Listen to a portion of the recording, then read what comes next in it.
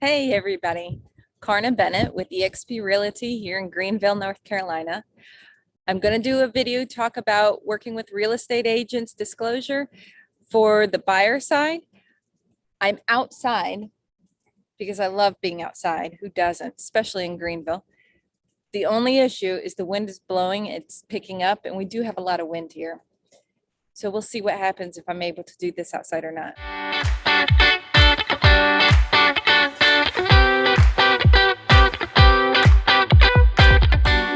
So let's talk about the Working with Real Estate Agents brochure and what it means for you. So you might be buying a home or some other real estate, and you may be considering hiring a real estate agent to assist you with the purchase of your new property. Real estate agents can provide many useful services and work with you in different ways when buying real estate. You have several choices as to how you want a real estate firm and its agents to work with you. For example, you may want them to represent only you as a buyer's agent, or you may be willing for them to represent both you and the seller at the same time as a dual agent. You might even prefer to be unrepresented and work with just a seller's agent. Whether you choose to work with a buyer's agent, a dual agent, or a seller's agent, that agent must treat you with honesty and fairness and disclose all material facts that the agent knows or should know that could influence your decisions in the transaction. The North Carolina Real Estate Commission has developed a consumer protection question and answer brochure and disclosure titled Working with Real Estate Agents to help you better understand what real estate agents' duties are, what services your agent will provide for you, and how the agent will be paid. The Real Estate Commission requires every real estate agent to review this with you and to ask you to sign it before collecting any confidential information from you or assisting you with your potential purchase. Signing the Working with Real Estate Agents disclosure in no way obligates you to work with the agent who has presented it to you. Rather, your signature acknowledges that you've received this information and that it was explained to you. If you choose to have a buyer's agent represent you, that agent owes you certain duties. First, the firm and its agents must seek to promote your best interests above all others. Next, they must be loyal to you. Third, they must follow your lawful instructions. Fourth, they must provide you with material facts and information associated with the property that could influence your purchasing decisions. Your agent must also use reasonable skill, care, and diligence throughout the whole process, and they must account for all monies handled on your behalf.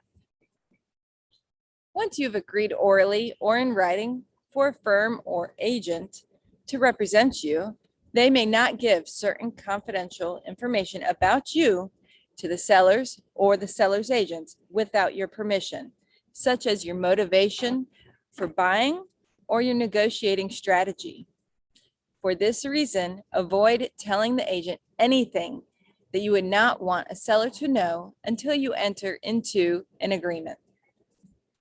A buyer's agent will perform a number of services for you, such as helping you find a suitable property, gather more information about a property you're interested in, prepare and submit an offer, order inspections, and prepare for closing. A buyer's agent may be compensated in different ways. Often, the agent will seek compensation from the seller or listing firm first, but require you to pay if the seller and listing firm refuse. This could happen if you purchase a for sale by owner home. You and the agent will address the company's compensation arrangement in the written buyer agency agreement. Be sure to read and understand any agency agreement before you sign it, and make sure it includes any promises that the agent has made to you, as this is your only contract with the agency. You will also be asked on the buyer agency agreement if the firm you are hiring will be allowed to participate in dual agency.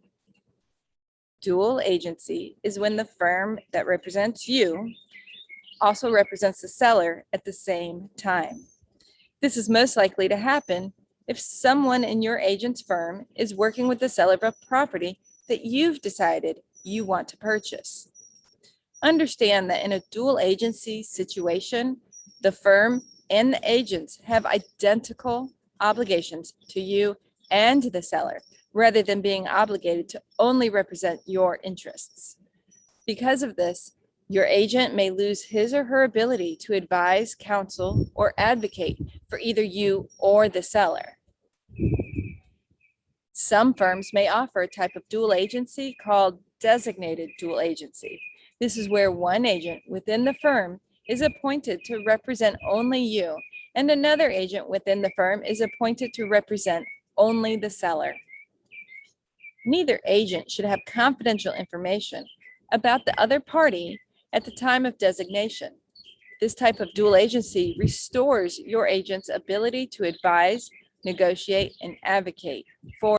For more information about the duties and responsibilities of real estate agents, visit the North Carolina Real Estate Commission's website at www.ncrec.gov. You can find many question and answer brochures, including the Working with Real Estate Agents, under the Publications tab. Look below for a link to the North Carolina Real Estate Commission for the Working with Real Estate Agents and other helpful brochures. Subscribe to my channel for more real estate information, or just to learn more about Eastern North Carolina and what Greenville has to offer.